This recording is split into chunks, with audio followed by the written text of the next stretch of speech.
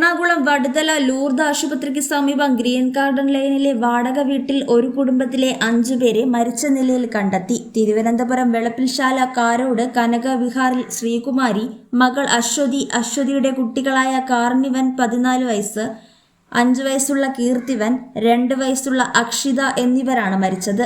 കഴിഞ്ഞ 2 മാസമായി ഇവരിവിടെ താമസിച്ചു വരികയായിരുന്നു.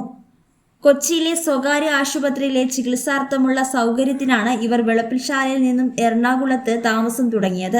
തങ്ങളുടെ വീട് സ്ഥലവും ഭർത്താവിന്റെ ഉടമസ്ഥയിലുള്ള വാഹനങ്ങളും അനാഥാലയത്തിന് വിട്ടു നൽകണമെന്ന് അശ്വതി മരണക്കുറിപ്പിൽ എഴുതി വെച്ചിട്ടുള്ളതായി പോലീസ് പറയുന്നു.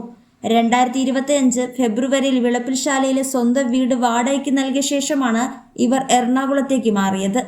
ശ്രീകലയുടെ ഭർത്താവ് സുരേന്ദ്രൻ നേരത്തെ മരിച്ചിരുന്നു. അശ്വതിയുടെ ഭർത്താവ് മാധ്യമപ്രവർത്തകയും ആർത്തേക്ക് പത്രത്തിന്റെ ഉടമയുമായ പൂവച്ചൽ ഉഷയുടെ മകൻ അക്ഷത് പൂജനിലയം ആയിരുന്നു. അക്ഷത് 2025 ജൂലൈ 17 ആത്മഹത്യ ചെയ്തിരുന്നു. അക്ഷത്തിന്റെ മരണശേഷം അശ്വതിയും അമ്മായിയമ്മ ഉഷയും തമ്മിൽ വസ്തുവകകളെ ചൊല്ലി വലിയ തർക്കങ്ങൾ നിലനിന്നിരുന്നു. ഉഷയുടെ പേരിലുണ്ടായിരുന്ന വസ്തു വിവാഹ സമയത്ത് അക്ഷത്തിന്റെ പേരിലേക്കും പിന്നീട് അശ്വതിയുടെ പേരിലേക്കും മാറ്റിയിരുന്നു. അക്ഷത്തിന്റെ പേരിലുള്ള കാർ, പിക്കപ്പ്, ബുള്ളറ്റ് എന്നീ വാഹനങ്ങൾ വിട്ടുകിട്ടണമെന്നും അശ്വതി പരാതിപ്പെട്ടിരുന്നതായി വിവരമുണ്ട്.